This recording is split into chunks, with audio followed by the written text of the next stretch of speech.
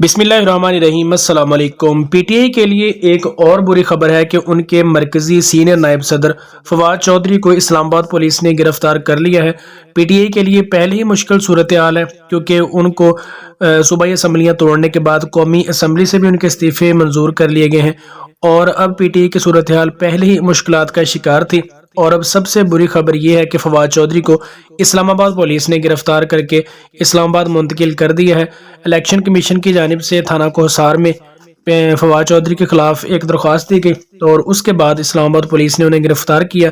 असल में election commission पर जो फवाद चौधरी की जानिब से तनफीद की गई थी तो उस बारे में इतला थी कि शायद फवाद चौधरी को गिरफ्तार कर लिया जाए क्योंकि इलेक्शन कमीशन पर उन्होंने खुलकर तनफीद की थी और यही वजह फिर सामने आई और आज इस्लामाबाद पुलिस ने फवाद चौधरी को गिरफ्तार कर लिया है और उनका राहदारी रिमांड लेकर अदालत से उन्हें इस्लामाबाद में मुंतकिल कर दिया गया है। अब फवाद चौधरी को कितने दिनों के लिए रखा जाता है और उन पर जो क्या सूरत हाल पेश आती है ये आने वाले चंद दिनों में वाज़ेह हो जाएगा। लेकिन फवाद चौधरी का कहना था कि इलेक्शन कमीशन पर हम जो उनकी तरफीद है वो जारी रखेंगे क्योंकि ये उनका हक है और वो इलेक्शन कमीशन जानिबदार नहीं रहा।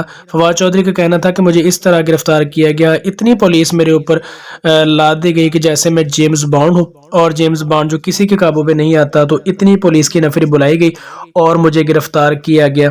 अब फवाद चौधरी के साथ क्या मामला पेश आता है और पीटीआई के जो लोग हैं वो फवाद चौधरी की रिहाई के लिए क्या इक़दाम करते हैं, क्या फवाद चौधरी लंबे अरसे तक जेल गए हैं या फिर उनकी रिहाई जल्द अमल में आ जाएगी, ये वो तमाम तर बातें हैं ये आने वाले कुछ दिनों में सामने आ जाएंगी।